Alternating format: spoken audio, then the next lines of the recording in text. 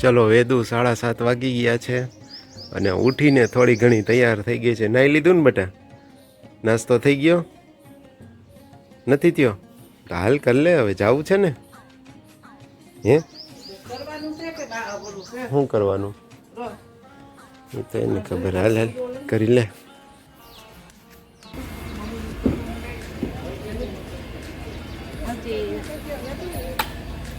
નોરવે તો ફોન કરજે હો. ચાલો તો બધાને જય શ્રી કૃષ્ણ, જય સ્વામિનારાયણ અને જય માતાજી. ફરી પાછું આજના વિડીયોમાં બધાનું સ્વાગત છે. રાતના 2:30 વાગે મેચ પૈતો ફાઇનલી અને 2:45-3 આસપાસ થયું ત્યારે ઘરે પહોંચ્યો હતો. તોય સવારે 7 વાગે ઊંઘ ઉડી ગઈ એટલે ઉઠી ગયો. તો આવું છે. વેદુ બસ નીકળી અત્યારમાં જ, એટલે હવે અને બા ને અમે છીએ ઘરે. તો બસ આવું છે.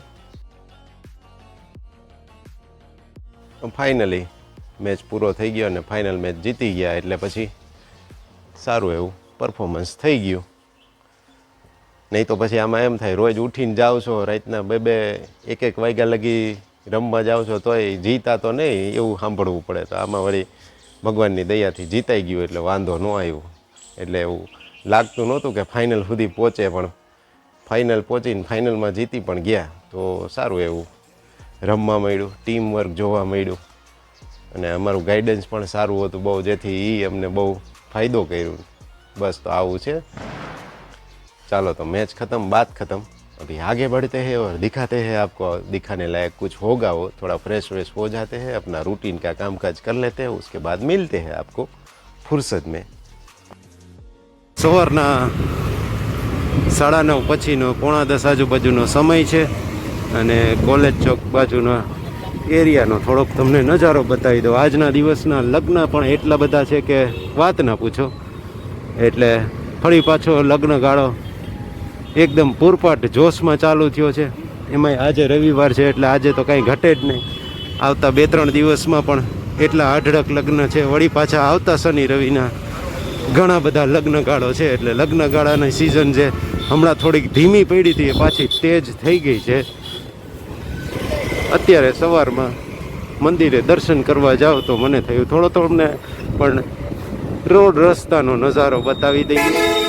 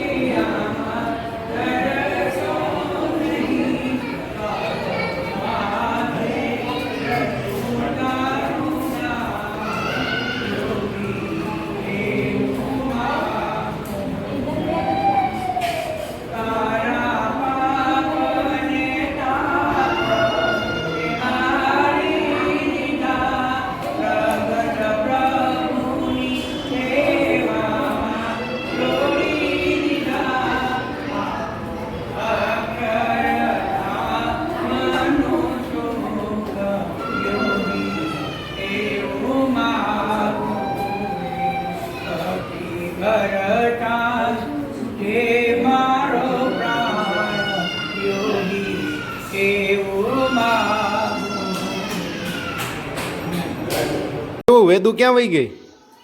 વેદુ ક્યાં ગઈ છે? વેદુ કેમ નથી આવી હજી? બપોરે તો હોય અહીંયા. બા નથી, દાદા નથી, વેદુ નથી, ક્યાં ગયા બધાય? વેદુ ક્યાં? હે દાદા થોડી ગયા. બા ક્યાં ગયા? બા ક્યાં ગયા? અને તો વેદુ ક્યાં ગઈ? સ્કૂલે જ ગઈ છે. તો એને તેડવા નથી જવાની? વેદુને હોસ્ટેલમાં મૂકી આવ્યા છે. હવે ઘરે નહીં આવે. હવે તું એકલો રમીશ ને? અને જો તું તોફાન કર, એ તો રજા ભલે રહી, આમ જો તું તોફાન કરીશ તો તને હોસ્ટેલમાં મૂકી આવો છે. વેદુને કેમ હોસ્ટેલમાં? જો સવારમાં છે ને તું હું તો તને ત્યાં એનું બેગ પેક કરીને હોસ્ટેલમાં મૂકી આવ્યા, એને કપડાં ને બધું. હવે ઘરે જ નહીં આવે. એ તોફાન કરતી હતી એટલે એને હોસ્ટેલમાં મૂકી દીધી. તું ટીવી બંધ કરી દે, હાલ ત્યાં જઈને સ્વિચ બહુ જોયું, હાલ નકર તને હોસ્ટેલમાં મૂકી આવો છે. હાલ બંધ કરી દે તો હાલો, આનું પેક કરી દે તો હાલો, તો આને મૂકી આવી. હાલો, શિવું ટીવી મૂકતો નથી, હાલો આપણે હોસ્ટેલમાં જ મૂકી આવો છે. હાલો, તો મૂકી આવવું છે, જવું છે, હાલો. ઈ કોણ બાવો બંધ કરી ગયો? ઈ કોણ હતો? લાલ ટી શર્ટ વાળો, હાથમાં લાલ ડબ્બી હતી. અરે વાહ, ઓહો, આ તો ઘાય કરે હો. બાવો તો ભાઈ રે વહરો હો. એ બાવા માપે. ચલો, તો બપોરના 1 વાગ્યા આજુબાજુનો સમય છે ને, રવિવારનો દિવસ છે, તો આમ તો લેઝી મૂડમાં જ છું. રાત્રે 3 વાગ્યે સૂતો હતો અને સવારે 7 વાગે ઉઠી ગયો. જોકે સવારે કહી દીધું હતું એટલે થોડુંક આરામ ને એવું થઈ જશે અત્યારે બપોરે. એટલે પાછું જે મેચનું જે મગજમાં ફરતું હોય ધીમે ધીમે ઓછું થશે. ગઈ ટુર્નામેન્ટમાં ફાઇનલ સુધી પહોંચી ગયો હતો, પણ ફાઇનલમાં હારી ગયા હતા. એટલે રનર્સ અપ થઈ ગયા હતા ગયા વખતે. આ વખતે વળી ફાઇનલમાં જીતાઈ ગયું.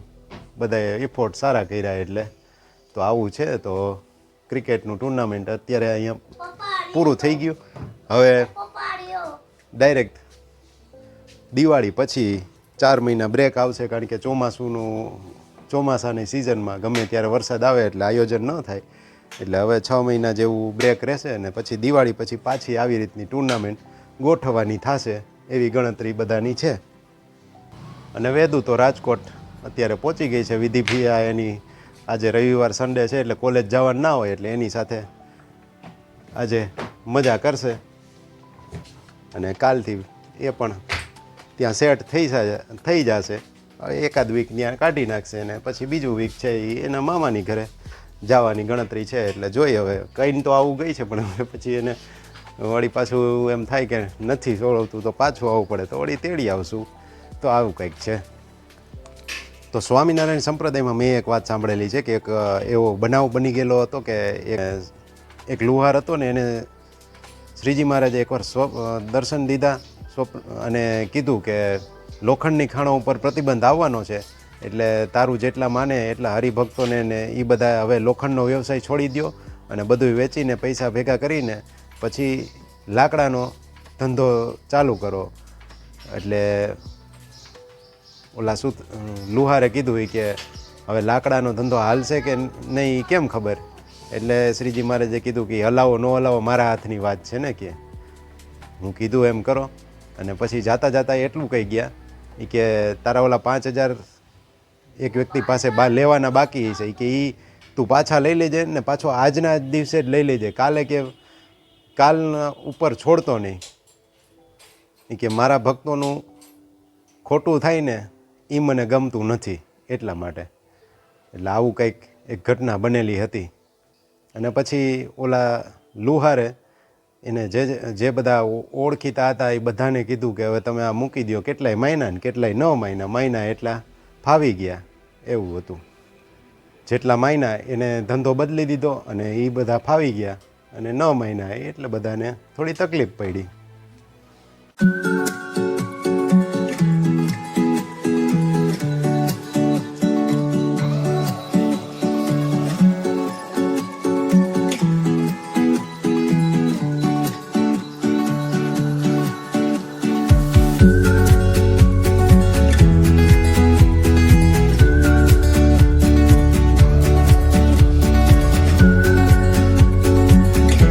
તો આ હતા અમારા ઓફિસ ટાઈમના ફૂલ, જે અત્યારે આવા ધમધોકતા તડકો પડે ને એ ટાઈમમાં ખીલે. કુદરતની કળાઈ અપરંપાર છે ને, આવા તડકામાં ફૂલ ખીલે ને પછી સાંજ પડે એમ એ મુરઝાઈ જાય ને વળી પાછા બીજે દિવસે સવારથી જેમ તડકો પડવાની શરૂઆત થાય એમ એ ખીલતા જાય. એટલા માટે જ એની ઓફિસ ટાઈમના કહેવાય ને એવું કંઈક છે. ઓરિજિનલ નામ તો રામ જાણે, ખબર નથી, પણ એને ઓફિસ ટાઈમના કહેવાય. ને આને જો ખીલી ઉપાડી છે, આ હવા ભરવાનો પંપ હોય ને એ ખીલી કહે. અય તારી ખીલી મૂકી દે. શું કરવી છે ખીલીને? ઓય ખીલી, એ ખીલી આ શું છે? અને શું કહેવાય? હે શું કહેવાય? ખીલીથી શું કરવાનું? શું કરવાનું? એમાં ભરવાનું હોય. શું ભરવાનું? હે હાલ હાલ હવે હાલ અંદર હાલ. વેદુ આવી લાગે, હાલ તો જોઈ આવી. હાલ હાલો એ પડશે ને તો લાગશે. મૂકી દે, હાલ હાલ હાલ અંદર બોલ. બોલ હવે બોલ. શું તું શું તારું નામ શું? શિવાય હા સિવાય કેવા? તમારું નામ શું? મારું નામ ચિરાગ. તાર દીદીને ક્યાં મૂકી એવા? હોસ્ટેલે કેમ? ઈ નથી આવતી હમણાં ઈ ઉઠીને આવી જશે ઉઠીને આવી જશે. તોફાન કરતી હતી એટલે કે તોફાન કરતી હતી હતી તું તોફાન નથી કરતો? ના ના કેમ? હે ને ઈ તો રોતી હતી હતી હોસ્ટેલમાં મૂકી દીધી તું તોફાન કરતો તને મૂકી આવો છે. હો આખો દી ટીવી જોતો તો ને હા પછી તમે હોસ્ટેલમાં મૂકી આપતા હતા તો મૂકી આવો જ છે. આખો દી ટીવી જોતો તો ટીવી નહીં જોવાનું આખો દી. હા કાર્ટૂન નહીં જોવાનું, રમવાનું. કાર્ટૂન નહીં જોવાનું હા હવે હું ડાયો થઈ જઈશ કે હવે ઉદાયો થઈ જઈશ જય શ્રી કૃષ્ણ, જય જય સ્વામિનારાયણ. જય સ્વામિનારાયણ જય શ્રી કૃષ્ણ. જય શ્રી કૃષ્ણ જય સ્વામિનારાયણ આવજો બધાએ. જય જય શ્રી કૃષ્ણ જય સ્વામિનારાયણ ટાટા આવજો. આવજો ગુડ નાઇટ ગુડ નાઇટ. અરે વાહ. એક પતિ પત્ની બેઠા હતા ને એમાં પત્નીને વોટ્સઅપમાં મેસેજ આવ્યો હતો. તે વાંચતી હતી ઈ કે જ્યાં ઇજ્જત ન થતી હોય ને ત્યાં જવાય નહીં, ભલે સોનાના મહેલ હોય. એટલે એનો પતિ કહે કે એવું જ હોય તો મારે ઘરે ન આવવું જોઈએ ને, કારણ કે મારી ઇજ્જત ક્યાં અહીંયા થાય છે. ભાઈડો ભલે ને ગમે એટલી બડાઈ હાંકતો હોય ઘરની બહાર, અહીંયા તો ભાઈ રોજ ઉઠીને બે ઇજ્જત જ થતી હોય તોય નકટા થઈને રોજ ઘરે તો આવવું જ પડે ને. કે બધે આ જ્ઞાન ન કામ કરે.